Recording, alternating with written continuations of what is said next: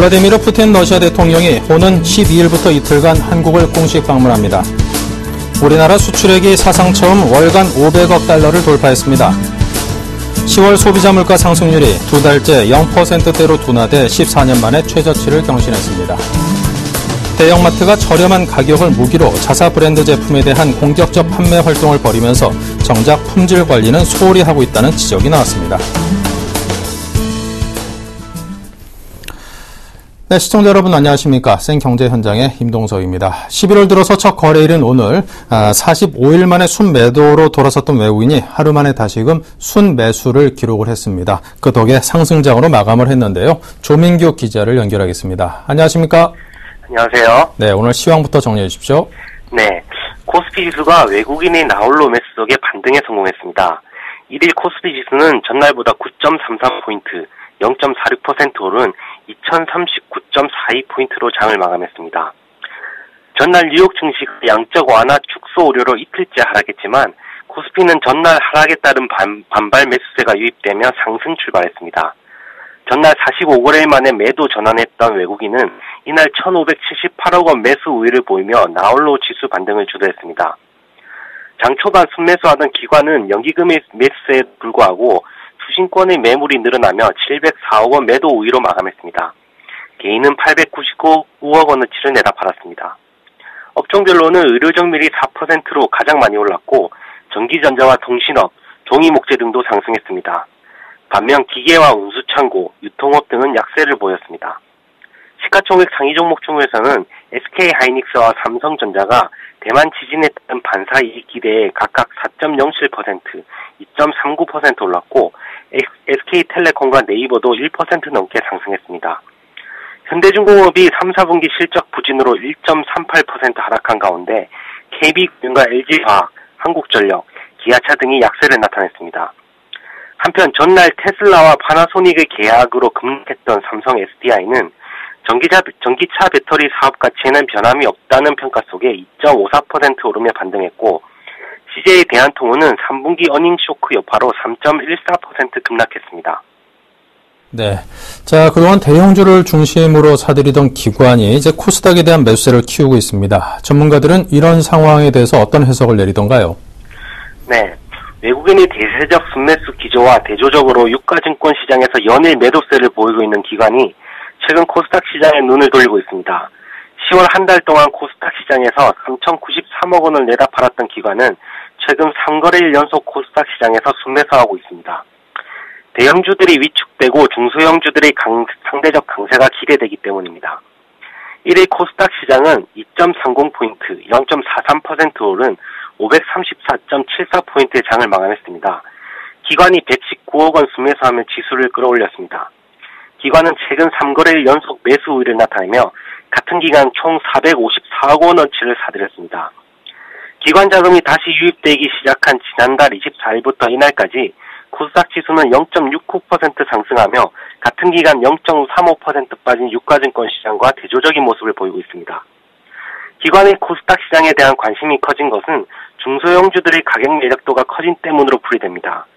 정운석 한국투자증권연구원은 최근 외국인의 매수 강도가 약해지면서 대형주들의 주가 상승 기대감이 꺾였고 대신 그동안 약세를 나타냈던 중소형주들의 가격 메리트가 부각되고 있다며 이에 따라 기관이 대형주에서 중소형주로 투자 저변을 넓히고 있다고 설명했습니다. 변준호 유진투자증권 리서치센터장은 코스피 지수가 2050선까지 올라오면서 기관들도 글로벌 경기 회복 수혜를 받는 대형주에 주목을 해왔던 게 사실이라며 그동안 글로벌 경기 회복에 대한 수혜를 덜 받은 데다 내수 중심의 기업들이 많이 부진한 코스닥 시장이 상대적으로 덜 올랐기 때문에 기관들이 관심을 갖기 시작한 것이라고 평가했습니다. 네, 지금까지 증시 소식을 조민규 기자가 정리해드렸습니다. 감사합니다. 고맙습니다.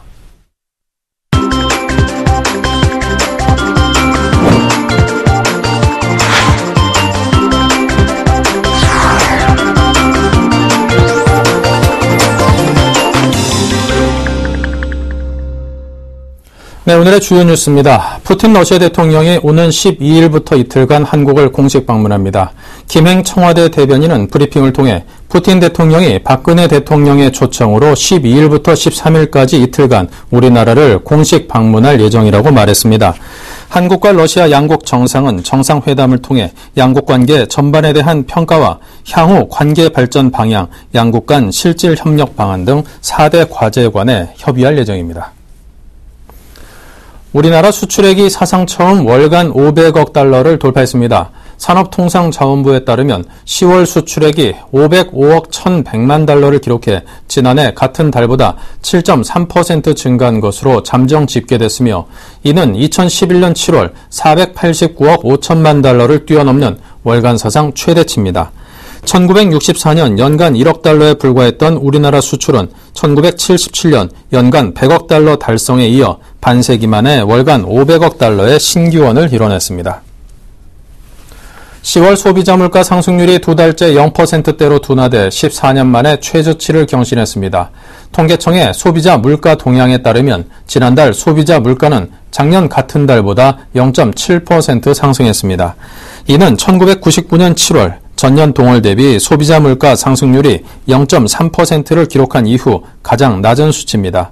통계청 관계자는 기상 여건이 좋아 농산물 작황이 개선되며 농산물 물가가 큰 폭으로 하락한 데다 석유류 가격도 낮아지면서 저물가 기조가 이어졌다고 말했습니다. 대형마트가 저렴한 가격을 무기로 자사 브랜드 제품에 대한 공격적 판매 활동을 벌이면서 정작 품질 관리는 소홀히 하고 있다는 지적이 나왔습니다. 김현숙 새누리당 위원이 식품의약품안전처에서 제출받은 자료에 따르면 PB 제품에서 이물질이 발견됐다는 신고는 2010년 81건, 2011년 64건, 2012년 22건 등으로 지난 3년간 총 167건에 이릅니다. 업체별로 보면 홈플러스 81건, 이마트 51건, 롯데쇼핑 25건 등이었습니다. 일본은행이 내년도 경제성장률 전망치를 1.5%로 상향 조정했습니다. 일본은행은 어제 발표한 경제 물가 정세 전망 보고서에서 2014년 실질 GDP 성장률이 지난 7월에 예상보다 0.2%포인트 상승할 것이라며 전망치를 수정했습니다. 내년 4월 예정된 소비세 인상과 더불어 5조엔 규모의 경제 대책이 경기를 끌어올릴 것이라는 점을 고려한 것으로 풀이됩니다. 오너 구속 등으로 우울한 시기를 보내고 있는 CJ그룹이 오는 5일 환갑을 맞습니다. CJ그룹은 창립 60주년을 맞아 창업 이념인 사업 보국을 되새기는 경영을 시작한다고 밝혔습니다. 기념식은 창립 기념일에 앞서 오늘 경영진을 비롯한 임직원 250여 명만 참석한 가운데 비공개로 열렸습니다. 손경식 회장은 기념사에서 CJ가 격동의 시기를 거치면서도 끊임없이 성장할 수 있었던 것은 협력회사와 주주, 고객의 신뢰와 애정 덕분이라며 상생할 수 있는 산업 생태계를 조성해 기업의 사회적 책임을 다하고 사업 보국을 실천하자고 말했습니다. 네, 한국은행이 우리 경제의 허리라고 할 수 있죠. 중산층 그리고 자영업자가 무너지고 있다는 경고를 했습니다. 이 가게는 물론이고 기업 또 금융권까지 국내 경제 전반에 경보음이 울리고 있다고 하는데요. 자, 경제부의 서민우 기자를 연결하겠습니다. 안녕하십니까? 예, 안녕하십니까? 네, 이 정부가 사상 최대의 경상수지 흑자 또 호전된 경기 지표에 취해 있지만 실상은 그렇지 않다 이런 경고를 날렸는데요. 자, 현재 어떤 상황일까요? 네, 오늘 산업통상자원부가 발표한 10월 수출입 동향을 보면 지난달 수출액은 505억 달러로 월 수출액 사상 최초로 500억 달러 벽을 넘었습니다. 지난 1964년 연간 1억 달러에 불과했던 우리나라의 수출이 반세기 만에 월간 500억 달러라는 신기원을 이뤄낸 셈인데요. 하지만 이런 눈부신 대외 성장과 달리 내수를 담당하는 중상층의 삶은 더욱 팍팍해지고 있습니다. 한은이 어제 국회에 제출한 금융안전보고서를 보면 최근 중소득과 중신용 차주의 채무부담은 더욱 커진 것으로 집계됐는데요. 금융회사의 위험관리가 고신용자들보다 중저신용자에게 집중됨에 따라 이들의 금융권 가계부채 잔액은 조금 줄었지만 반대로 대부업체의 차주 비중이 2010년 말 13.4%에서 지난해 말 16%로 급증했습니다. 특히 자영업자들 대부분이 중소득, 중신용 계층에 속하는데요. 중소득 자영업자의 원리금 상환 부담 비율은 18.2%에서 18.2%로 11.7%인 임금 근로자보다 1.5배 높았습니다. 자영업자의 부채도 2010년 말 367조 원에서 2011년 말 418조 원으로 400조 원을 넘어선 뒤 올 3월엔 451조 원까지 늘어났습니다. 이들의 부채 구조도 취약한 것으로 집계됐습니다. 네. 자, 그리고 이 부동산 시장도 상황이 상당히 어렵습니다. 여전한데요. 자, 결국 중산층의 재무 부담으로 이어질 것이다라는 우려가 큽니다. 어떨까요? 네, 맞습니다. 금융안정 보고서에 따르면 부동산 시장은 어디부터 손을 대야 할지 한숨이 나올 정도로 상황이 심각합니다. 전월세 가격 급등에 따른 중산층 가계대출 부담이 급격히 늘고 있고 대형주택 보유자의 재무 위험도 심각한 상황입니다. 한은은 매매시장에선 대형주택 시장의 부진이 계속되면서 수도권 고가 대형주택 보유자의 재무 위험이 해소되지 않고 있다고 지적했는데요. 특히 6억 원 이상 담보주택 보유 차주의 경우 레버리지 비율이 267.7%로 높은 수준을 유지하고 있는 것으로 나타났습니다. 특히 보고서는 임차인의 전세자금 대출이 임대인의 채무 상환에 쓰이고 있다고 분석했는데요. 월세 시장의 경우 임대사업 주 대상인 오피스텔과 상업부동산 임대료 가격이 급락하면서 임대업을 영위하는 자영업자의 원리금 상환 부담이 커진 것으로 나타났습니다. 보고서는 임대료를 지불해야 할 도소매, 음식, 숙박업 등에 종사하는 자영업자 영업활동 성과가 부진해지면 임대인 역시 원리금 상환에 어려움을 겪을 가능성이 크다고 지적했습니다. 네. 자, 그리고 조선과 건설 등 이 취약업종의 경우에 내년 상반기까지 도래하는 회사채 만기, 아이고, 무려 6조 원에 육박을 한다고 하는데요. 기업 쪽도 상당히 이 상황이 좀 녹록치 않을 것 같습니다. 네, 그렇습니다. 기업 쪽도 상황이 어려운데요. 내년 상반기까지 만기 도래할 조선, 건설, 해운업 등 취약업 지원 기업의 회사채 가운데 A등급 이하 회사채가 무려 9조 5천억이나 됩니다.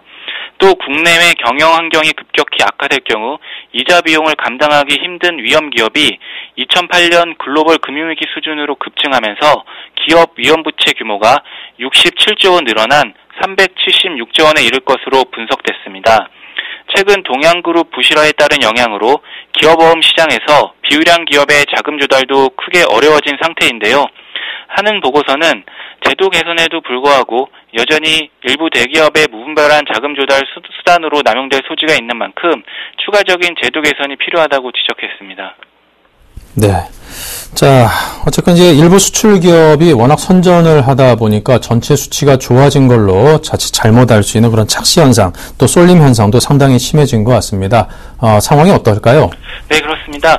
국내 10대 기업의 경우 지난 상반기 영업이익이 전년 동기보다 18% 늘었지만 나머지 기업은 오히려 10% 가까이 줄었습니다.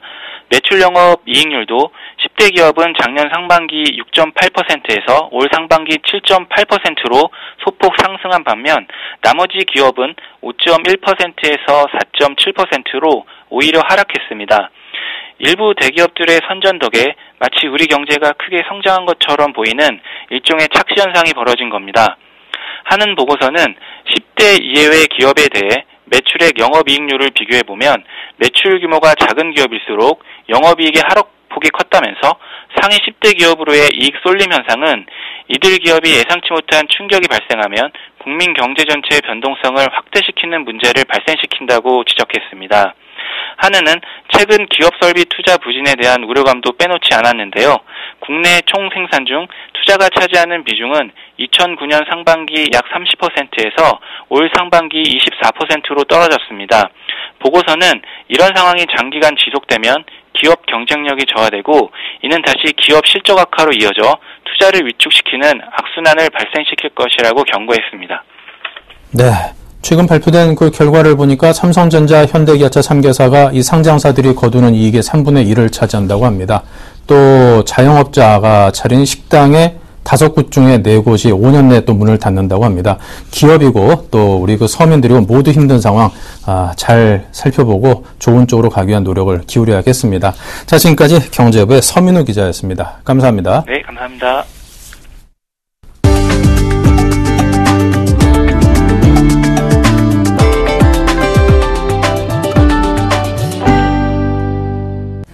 구글이 안드로이드 운영체제 최신 버전인 안드로이드 4.4 키캣과 이를 탑재한 기존 단말기 넥서스 5를 31일 출시했습니다. 구글 넥서스 5는 우리나라와 미국을 비롯해 10개국에서 1차로 판매에 들어갔으며 키캣은 구글 플레이를 통해 무료로 공개됐습니다. 넥서스 5는 5인치 화면에 퀄컴의 최신 칩인 스냅드래곤 800을 탑재했습니다. 16GB 모델이 $349, 32GB 모델은 $399입니다. 무약정 가격으로 플래시 제품으로서는 매우 저렴하다는 평가입니다. 삼성전자는 오늘 서초동 사옥에서 권오현 대표이사 부회장, 윤부근 대표이사 사장 등 임직원 400여 명이 참석한 가운데 창립 44주년 기념 행사를 가졌습니다. 권 부회장은 고객이 보다 편리하고 스마트한 생활을 즐길 수 있도록 창조적이고 혁신적인 변화를 이끌어야 한다며 앞선 기술과 제조 경쟁력으로 최고 제품을 만들자고 말했습니다. 그는 특히 하드웨어 경쟁력을 바탕으로 소프트웨어 역량을 강화해 고객이 열망하는 브랜드로 도약해야 한다고 강조했습니다. 한화큐셀코리아가 포르투갈에 대규모 태양광 발전단지 프로젝트를 마무리하고 해외 태양광 발전 시장에 본격적으로 뛰어듭니다. 한화큐셀코리아와 글로벌 태양광 전문회사 마티퍼 솔라 콘소시엄은 지난달 31일 포르투갈 리스본과 세투발 지역에 건설한 태양광 발전단지 준공식을 가졌습니다. 발전단지는 24,800명의 주민이 사용할 수 있는 연간 30.4GW의 전력을 생산할 수 있으며 연간 19,300톤의 온실가스를 줄이는 효과가 있습니다. 삼성물산이 레미안 대치청실 견본주택을 열고 분양에 나섰습니다. 레미안 대치청실은 서울 강남구 재건축 아파트 중에서 7년 만에 분양하는 1,000가구 이상 대단지로 주목받고 있습니다. 3.3제곱미터당 분양가는 3,200만 원대로 책정됐습니다. 회사 관계자는 분양가 상한제가 적용된 데다 오랜만에 나오는 강남구의 재건축 대단지라는 상징성을 고려해 시세 대비 저렴하게 분양가를 책정했다고 설명했습니다. 네, 이상으로 생경제 현장을 마칩니다. 감사합니다.